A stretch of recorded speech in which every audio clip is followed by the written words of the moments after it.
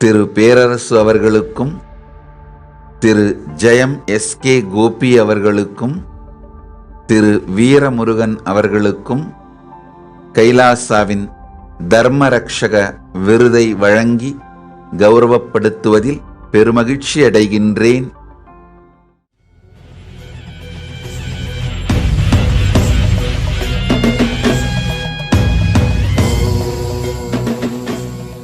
திரு பேரரசு திரைப்பட இயக்குனர், சென்னையில் இந்தியாவிலிருந்து வந்திருக்கும் உங்களை வணங்கி வரவேற்கின்றேன். திரு பேரரசு அவர்களுக்கும் திரு ஜெயம் எஸ்.கே. கோபி அவர்களுக்கும் திரு வீரமுருகன் அவர்களுக்கும் கைலாசாவின் தர்மரக்ஷக விருதை வழங்கி கௌரவப்படுத்துவதில் பெருமகிழ்ச்சி அடைகின்றேன். என் சார்பிலும் கைலாசா சார்பிலும் உங்களுடைய எல்லா செயல்களும் சிறப்படைந்து நீங்கள் 16 பெற்று பெருவாழ்வு வாழ்ந்து நீங்கள் எல்லோரும் ஆல்போல் தழைத்து அருகுபோல் வேரூன்றி மூங்கில் போல் சுற்றம் சூழ வாழையடி வாழை என என்றென்றும் வாழ்ந்திருந்து மேன்மைகொள் சைவநீதி உலகெல்லாம் விளங்க பெரும் சேவை செய்து ஹிந்து மதம் போல் சனாதன ஹிந்து தர்மம் போல் என்றென்றும் வாழ்ந்திருக்க ஆசீர்வதிக்கின்றேன். திரு பேரரசு உங்களுடைய பெரும் பணிகளையும், திரு ஜெயம் எஸ்.கே. கோபி அவர்களே உங்களுடைய பெரும் நற்பணிகளையும், திரு வீரமுருகன் அவர்களே உங்களுடைய பெரும் நற்பணிகளையும் நன்றாக அறிவேன். உங்களுடைய பெரும் நற்பணிகள் இந்து மதத்திற்கு நீங்கள் செய்யும் பல்வேறு விதமான சேவைகள் அரிதற்கும் அரியது.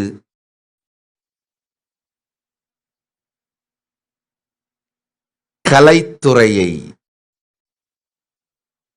மீட்டெடுத்து சனாதன இந்து தர்மத்தை உலகிற்கு சொல்லும் பெரிய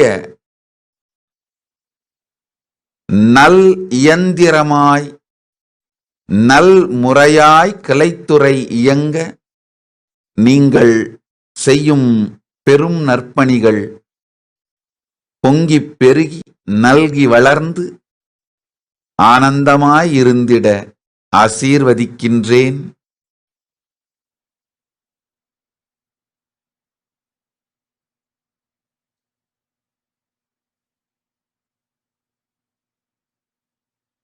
இயல், இசை, தமிழ்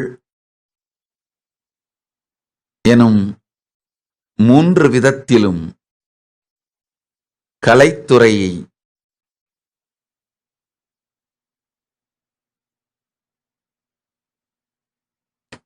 சனாதன இந்து தர்மத்தின் சத்தியங்களை உலகத்திற்கு கொண்டு சென்று சேர்ப்பதற்காக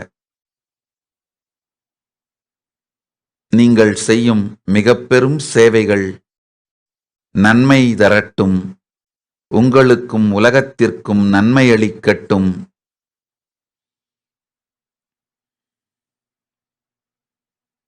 சங்கரலிங்கதாஸ் சுவாமி போன்றோர்கள் கலைத்துறை மூலம் சைவம் வளர்த்தார்கள்.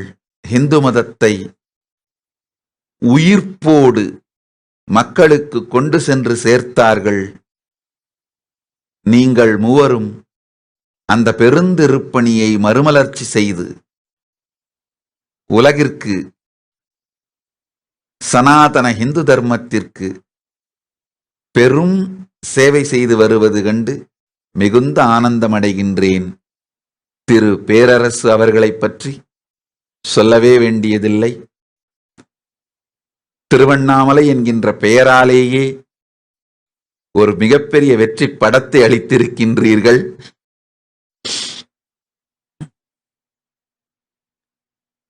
உங்களுடைய இந்து மத பற்றும் இந்து மதத்திற்காக நீங்கள் தொடர்ந்து குரல் கொடுப்பதும், இந்து மதத்திற்காக நீங்கள் களம் காணுவதும், நீங்கள் செய்கின்ற மிக பெரும் பணிகளை நன்கு அறிவேன்.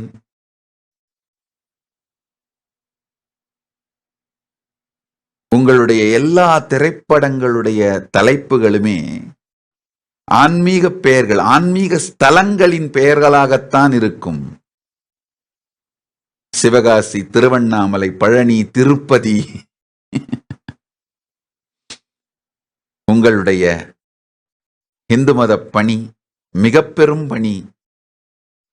அதற்காக தலைவணங்குகின்றேன். உங்களோடு என்றென்றும் தோள் கொடுத்து நிற்பேன்.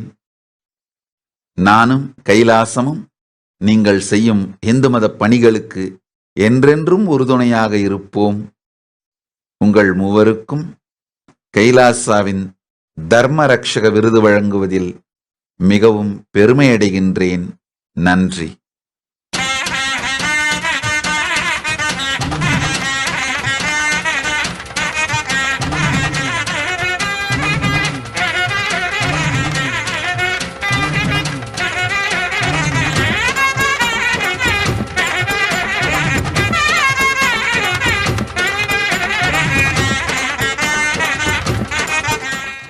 So we are now moving to the next award participant. We have with us Mr. Perarasu. He is also a film director, a very, very well-known film director. And most of his movies are having the titles of the divine places, such as Tiruvannamalai, Tirupati, Sivagasi, Pazhani, Tirthani, and so on, where apart from just the media industry, he has been a voice of Hinduism, continuously raising the issues of how media is wrongly propagating agendas against Hinduism. And all his movies have the component of bringing divinity into the Tamil cinema. So we would now like to confer the Kailasa Dharma Rakshaka Award to Tiruperasu Ayya, and we are more than pleased to have this award conferred to him. இயக்குனர் பேரரசு அவர்கள் தற்பொழுது இங்க சிறப்பு விருந்தினராக வந்திருக்கிறார். அவரை பற்றிய ஒரு சிறு அறிமுகம். இயக்குனர் பேரரசு அவர்கள் பல்வேறு தெய்வீக ஸ்தலங்களை தனது படங்களுக்கு பெயராக வைத்தவர். மேலும் தமிழ் பட இயக்குனர் திருப்பாச்சி, சிவகாசி, திருவண்ணாமலை, பழனி, திருப்பதி போன்ற மிகப்பெரிய வெற்றி படங்களை கொடுத்தவர். தன் திரைப்படங்களின் டைட்டில் ஊர் பெயரை கொண்டதாக இருந்தாலும் அதிலும் சிவகாசி, திருப்பதி, திருவண்ணாமலை, பழனி, திருத்தணி என்று தெய்வ ஸ்தலங்களின் பெயராக இருக்கும். இவர் படங்களில் பாசம் மையமாக இருந்தாலும் அதிலும் ஆன்மீகம் கலந்து கொடுக்கக்கூடியவர். குறிப்பாக தமிழகத்தில் இந்து மதத்திற்காக தொடர்ந்து துணிந்து குரல் கொடுக்கக்கூடியவராக இயக்குனர் பேரரசு அவர்கள் இருந்து வருகிறார். அவருக்கு இந்த நேரத்திலே கைலாசா சார்பாக கைலாசா தர்ம ரக்ஷகா விருதினை வழங்குவதில் பெருமை அடைகின்றோம். ஐயா பேரரசு அவர்களை ஒரு சில வார்த்தைகள் இங்கே பகிருமாறு அன்போடு கேட்டுக்கொள்கிறோம். நன்றி. எல்லாருக்கும் வணக்கம். ரொம்ப பெருமையா இருக்கு. நம்ம சுவாமிஜி அவர்கள் கைலாச தர்மரக்ஷகா அவார்டு எனக்கு கொடுத்துருக்காங்க. அது எனக்கு ரொம்ப பெருமை. அதோட எஸ்கே கோபி அவர்களுக்கும் வீரமுருகன் அவர்களுக்கும் இந்த விருது கிடைச்சிருக்கு. அவங்களுக்கு என்னுடைய வாழ்த்துக்களும் பாராட்டுகளும். ரெண்டு பேருமே திரைத்துறையில் இருக்கிறவங்க. திரைத்துறையில இருந்து ஒரு இந்த காலகட்டத்தில் இப்போ ஒரு முன்னாடி ஒரு 40 வருஷம் முன்னாடிலாம் அப்பெல்லாம் ஒரு இந்து பத்தி படங்கள் நிறைய படங்கள் வரும். பக்தி படங்கள்லாம் திருவிளையாடல், கந்தன் கருணை, சரஸ்வதி சபதம், நிறைய படங்கள் வரும். அப்பெல்லாம் பிரச்சனை இல்லை. அது ஒரு படமா பார்த்தாங்க. ஒரு இந்து தெய்வத்தோட வெளிப்படுத்துற ஒரு படம் பார்த்து மக்கள் ரசிச்சாங்க. எல்லா மதத்தையும் பார்த்தாங்க. ஆனா இன்னைக்கு அப்படி இல்லை.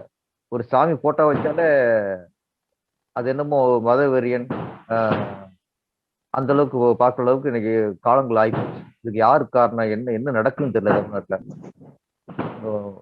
சொன்ன கோயிலுக்கு போயிட்டு வந்தாலே சங்கின்றாங்க, விபூதி வச்சா சங்கின்னு சொல்றாங்க. அப்ப இதெல்லாம் என்ன, இதுக்கு பின்னணி என்ன, யார் இந்த மாதிரி சூழ்ச்சி பண்ணி இந்து சொன்னாலே ஒரு கேள்விக்குரியவனா உங்களுக்கு பார்த்தா அவங்க இந்து மதத்துலதான். இப்ப ஏன்னா இது இன்னைக்கு நேரத்துல இது முன்னில இருந்தே விதைச்சிருக்காங்க. நேரத்துல விபூதி பட்டை போட்டா பழம்னு சொல்லிடுறது. இந்த மாதிரி ஒவ்வொன்றும் வந்து முடிவு இறக்குவான் கோயிலுக்கு. அதையும் அவனுக்கு மொட்டை மொட்டை வச்சிட்டாங்க, அவனுக்கு மொட்டை போட்டான். இந்த மாதிரி சின்ன சின்ன வார்த்தைகள் எல்லாமே காது குத்துறது ஒரு ஒரு சம்பிரதாயம்.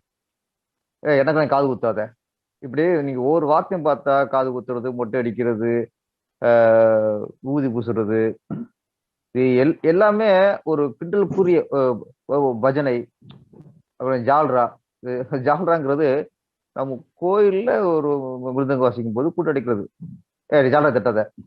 நீங்க ஆராய்ச்சி பண்ணி பார்த்தா இந்து மதத்துல உள்ள நிறைய விஷயங்களை ஒரு கேலிக்குரியதாகவும் கிண்டலுக்குரியதாகவுமே அப்படியே பரப்பி கொண்டு வந்துட்டாங்க.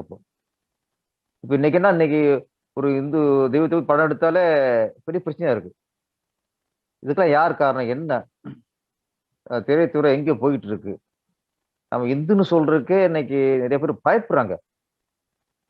ஏன்னா அந்த அளவுக்கு ஒரு ஒரு ஒரு ஒரு கும்பல் அதை உருவாக்கி வச்சிருச்சு.